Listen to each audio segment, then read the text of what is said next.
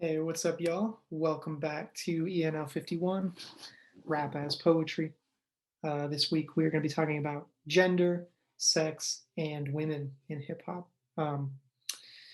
And reminder, just as last week, we're in some ways dealing with these themes and these concepts all throughout the quarter. I made sure to include women rappers on every week of the syllabus.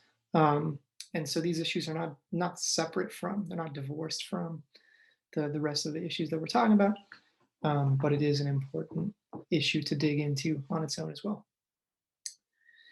So yeah, I'm going to, as usual, give a kind of breakdown of some of the concepts and themes and dynamics to think about um, as we dig into the songs this week, and then I'll give an intro and some background stuff to the songs themselves. Cool.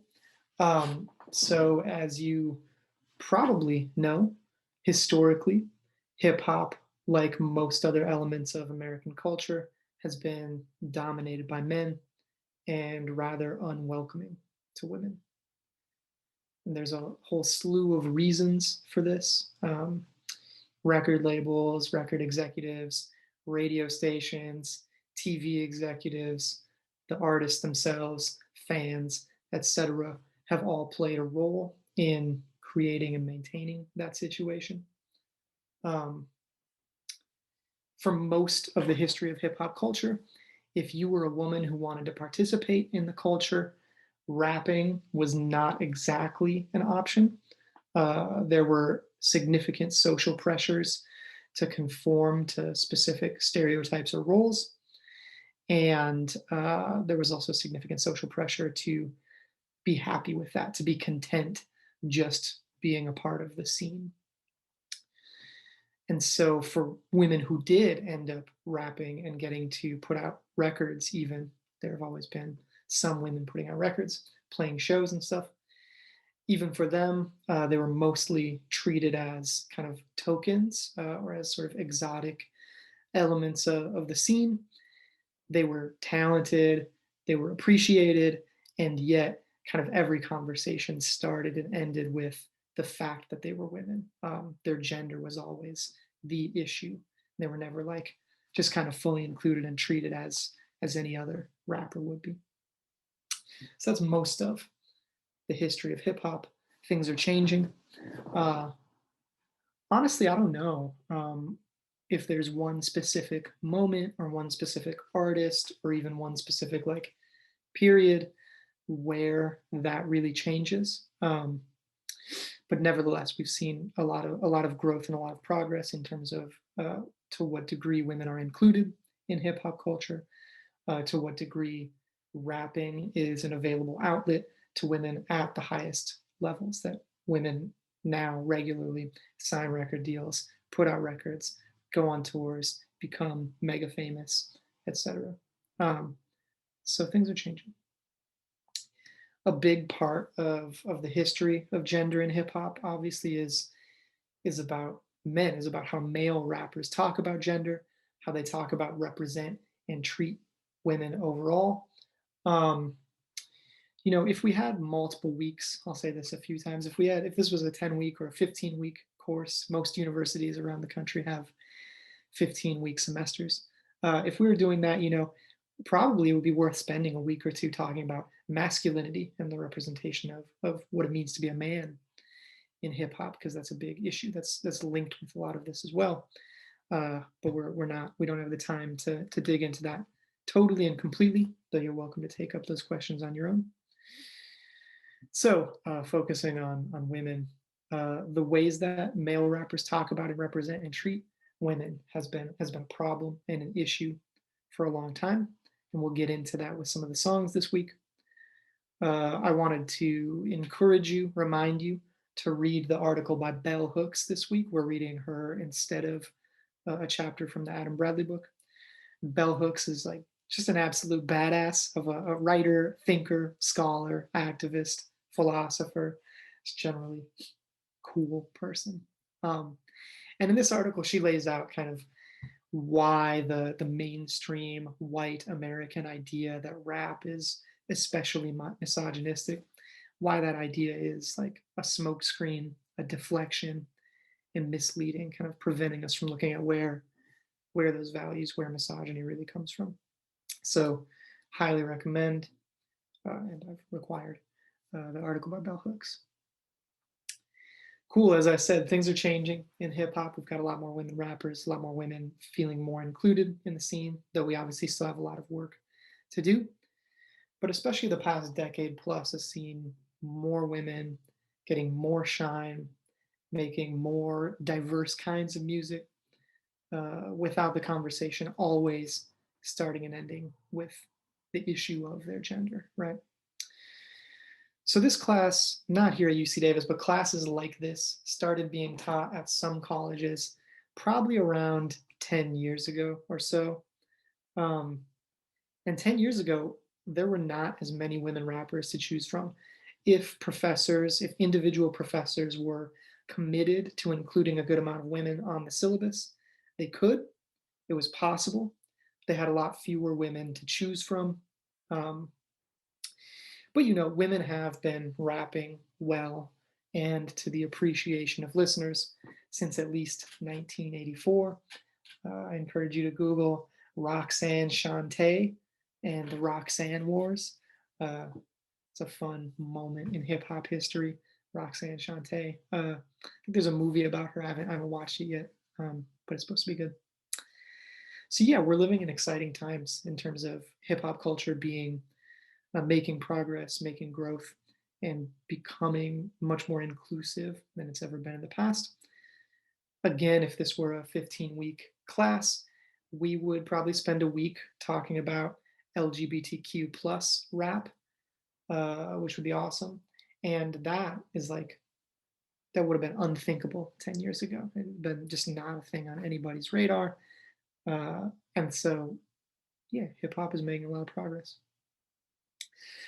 Finally, for the conceptual overview, I wanted to mention one of the key elements of the conversation around women in hip hop culture.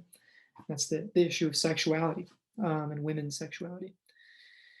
Obviously, we could do a whole course on this, so I'm keeping it super brief and super basic here.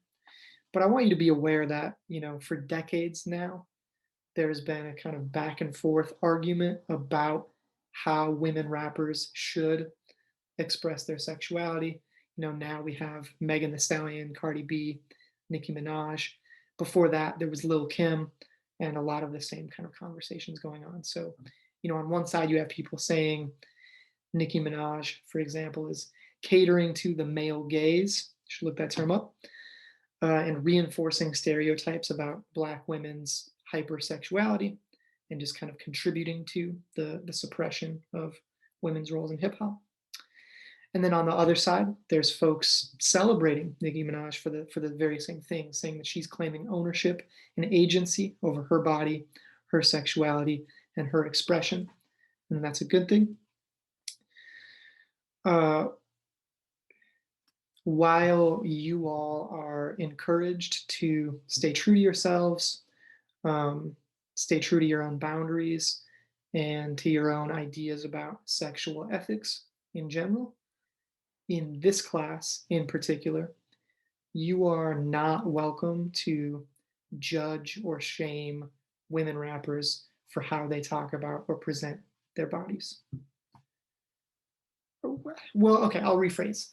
If you are a Black woman, you can say whatever you want. If you're not a Black woman, the issue of Black women's sexuality is a wonderful opportunity for you to have a seat and do some listening. I encourage all of you also to read Megan Thee Stallion's article. I think it was from the New York Times. I haven't posted it on Canvas yet, but I will post it. By the time you're watching this, it will have been posted, and it'll be clear what publication it was from. But I think it's awesome. It's from like a year or two ago. It's really interesting.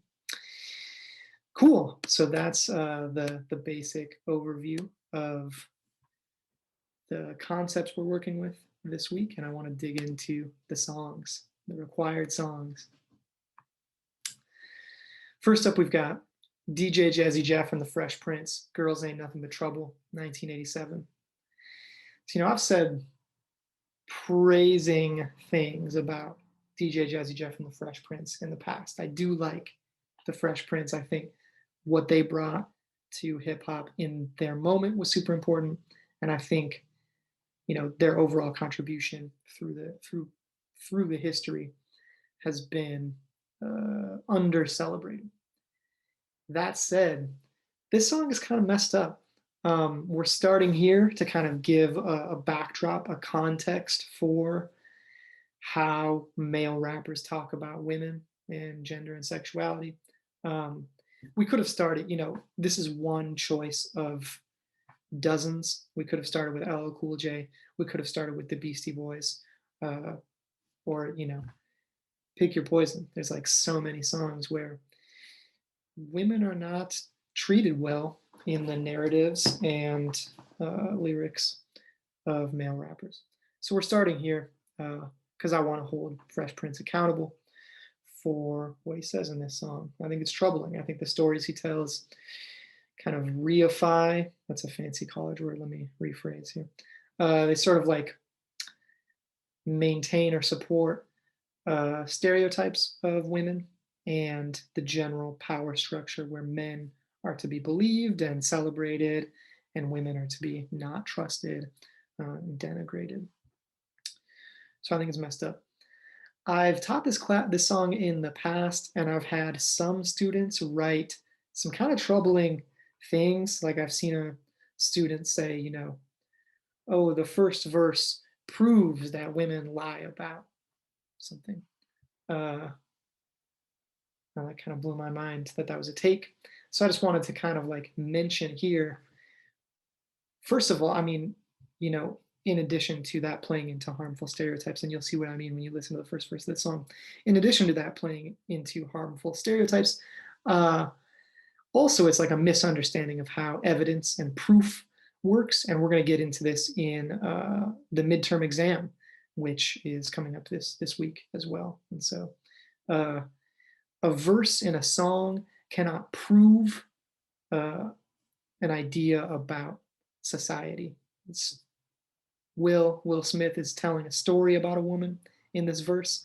That doesn't prove that women really do that. That's just like him telling a story, And so be very cautious with how you set up claims about what a rap song is doing and what it can prove. And I have more notes on that in my exam guide that I encourage you to check out before you write the midterm exam. Cool. Up next, we've got Lauryn Hill, Doo Wop, That Thing, 1998 from her solo album, The Miseducation of Lauryn Hill. Lauryn was in a group called The Fugees with Wyclef and another dude. Poor other dude. Praz? I don't even know. For a brief time in the mid to late 90s into the early 2000s, Lauryn was, to my mind, I think, in my understanding, the first woman rapper who really started getting talked about as potentially the best rapper alive. She would have been in the conversation for greatest of all time if she had kept putting out rap music, but her life is complicated and she stepped away from releasing music. So really we have some Fugees albums where she has really amazing verses. We've got this record. She did an MTV Unplugged and a couple things here and there, but never really put out another major rap album after this. And more power to her for living the life that she wants. But she's a highly skilled, highly impressive, and transcendent rapper. She was one of the first, as I said, women rappers who really got just full appreciation for all of her skills and what she brought to the table. So this song was one of her first big hits. I encourage you to, not only think about what she's saying, but also how she's saying it. The style is incredible. Her rhyme scheme, I think that first verse uses the same rhyme scheme with internal rhymes for the whole verse. I haven't looked back at it to make sure that's true, but something like that, really impressive what she's doing. I think the second verse does pretty much the same thing. It's a really cool song. Lauryn is awesome. She used to be called El Boogie back in the Fugees days, the early days of the Fugees. Yeah, I'll leave it at that. Cool. Up next, we've got OutKast again, The Art of Storytelling Part 1. I used to teach this in the Storytelling week. but I think it fits here just as well. Another, you know, reminder that all of these issues we're talking about interlink, they're all related. So there's a song about storytelling. The title tells us that it's about storytelling. The hook tells us that it's about a shooting game in the form of story raps. And I don't know what these stories are doing together. As I've noted before, Big Boy and Andre have very different personalities, personas, styles, and that's on display here. But I just don't know what to make of, Big Boy's verse, while it is stylistically impressive, is really rough. He says some messed up stuff, the way he talks about women and womanizing. Messed up. I don't know if he's like saying that this is a good way of being, but he's telling a story. I'm not saying he advocates for treating women this way, but he's telling a rough story. And then Andre's verse, to me is like it's one of the most beautiful, heartbreaking verses in all of hip hop. I love Andre's verse. I think it's very critiquable. There's a lot, I've read some students have brought some really great critiques of it to me in the past. Um, but I also think it's beautiful. But so my question, if you choose to write about this song, is like, why are these two verses together? What are they doing together? What are they saying about gender, about the relationships between men and women in hip hop culture, in the inner city, where in Atlanta in particular, where Big Boy and Andre are from? What what is going on in this song? Up next, we've got Atmosphere, The Woman with the Tattooed Hands, 1999. Atmosphere, growing up, Atmosphere was one of my favorite hip hop groups. They're from Minneapolis, my hometown. Uh, and the rapper Slug, I think he like, I think he laid the groundwork for Drake. I think Slug was like a thoughtful, poetic, emotional rapper, like a decade before Drake started doing that. You can't dance to Atmosphere songs as well as you can to Drake, I guess. Anyway, so Slug, he's known for telling stories. He's known for talking a lot about his relationships with women and being kind of introspective. So he is, in the past, he has rapped about womanizing, about treating women not very well. And I think this song is him trying to reckon with that, trying to face how he has thought about women, how he has talked about and treated women, and trying to think about where that comes from in himself. It's about him trying to come to terms with women as independent individuals with their own desires, their own sexualities, their own agency that has nothing to do with him or with men at all. Uh, I think it's an interesting song, and I'm curious how you all read it. It's clearly metaphorical or allegorical to some degree, but I'm not sure how much of it we should read that way. I'm curious what you all make of it. Up next, we've got maybe the weirdest song on the syllabus this summer. I like to give a couple songs that give you an idea of like how strange and artistic and weird and innovative hip hop can get. This group, Sol.Illaquists of Sound, are an underground rap crew from Orlando, Florida. I think they were vegan. I don't know if they're still vegan, but back in 2006, they were like known for being the vegan underground rappers. Super political, also super poetic and weird. So this song is bananas. The lyrics, I don't know what to make of all of it. I've listened to this song, 200 times, and I still don't know what to make of every line.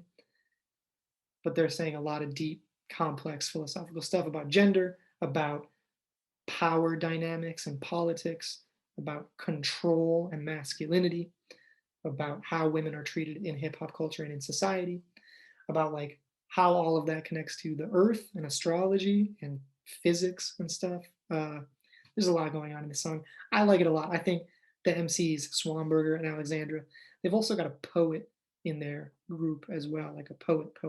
I forget her name. I think they're like, I mean, they're amazingly talented. The rhyme schemes, the flow, super innovative, super cool. It sounds amazing. I don't know what they're talking about, but I would be very interested if anybody. It would be hard to write about this song for a weekly forum post, but I'd be very interested to see if anybody has a take on what they're up to. Next up, we've got Dessa again. I put her on the syllabus a lot. I like Dessa a lot. I think I'm gonna in a future week. I have her on like I think week 5.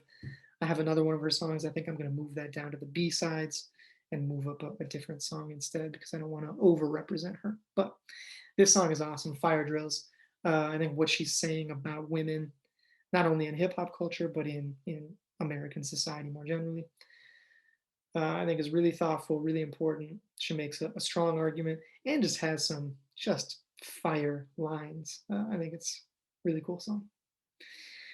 Finally, I don't know if you've heard of Cardi B and Megan the Stallion, but they have this mysterious song called WAP. Leave it to you to do the analysis of what that could possibly stand for. I'm sure most of you have heard the song already. And if you choose to write about it, I am curious to hear your thoughts and your take. Again, keep in mind what I said about judging Black women's sexuality. And also, I sent out an email this past, well, I sent it out today as I'm recording this, but you're not going to watch this till days later, so I don't know. I sent out an email saying sometimes it can be useful to focus on style, because if you focus too much when you're trying to do analysis and develop your ideas, if you focus too much on the main issue or topic or argument or theme of the song, it can get pretty easy to just get stuck like repeating what the song says. So it's pretty easy to listen to the song and say like Cardi B and Megan are bragging about their sexual prowess. Uh, that's just a fact. Or you could kind of take it the next step and say, they're like claiming their own agency and talk about what that means conceptually. And I think that's like one route towards developing your own ideas, but it can still get easy to get stuck. So switching it up and focusing on style, choosing like a few lines that are especially interesting and looking at the specific details and asking what is going on stylistically here? Why does Megan, choose this particular way of saying this? What is this imagery doing? What is this metaphor doing? Swipe your nose like a credit card or whatever. That's like a complex image that says a lot about the relationship between sexuality and capitalism and power. You could write like a dissertation on that line, probably. Well, I could. You could easily write a 2-paragraph weekly form post digging into that line and the concepts it raises. But focusing on the style and the highly specific details, one technique to try. Cool. Up next, just a brief thing about the B-sides, the optional songs. Queen Latifah, UNITY, that's Unity. Classic song, Queen Latifah, rapper / actor. She was on several episodes of Fresh Prince of Bel-Air, and she's done some movies and stuff. I just like the pairing of her and DJ Jazzy Jeff and Fresh Prince. What she's talking about a very specific historical moment in hip hop culture and in how women are treated and talked about and how women represent themselves in hip hop culture. It might not be quite as relevant today, but I think it's important to know the history of that and to hear, how much things have changed from Queen Latifah's UNITY to Dessa's Fire Drills. And then at the same time, what stuff is still really the same. It's kind of a mix of both. Queen Latifah, a very important figure in the history of hip hop. Lil' Kim, another important figure, don't mess with me. Lil' Kim was a badass. I think she laid the groundwork. Why am I using that phrase again? She laid the groundwork for Nicki Minaj. She set up the blueprint. She was a highly skilled rapper who had no qualms flaunting her sexuality and also was like hard as fuck. She was a gangster. And I think both of those things come across in this song. Jay-Z and Beyonce, you've heard of them. 03 Bonnie and Clyde. That's gonna come up later in the quarter too, in a different way. Heems, Women. I think this song is funny as hell. Heems is a rapper in a group called Das Racist. I love them. They're funny. They're super skilled. They're filled with pop culture references, filled with clever lines, multi-syllable rhymes. This song is just fun and funny. Das Racist, that group, they closed for me once. I did a poetry show where they had the grace of closing for me, which is to say I opened for them. Kendrick Lamar featuring Rhapsody. You all know Kendrick Lamar probably. We're going to get more into him later in the quarter. Nicki Minaj, Barbie Dreams. This song makes me laugh until I cry. She is one of the best diss tracks I've ever heard. Um, I think Nicki is super talented, and we're going to hear more from her later in the quarter too.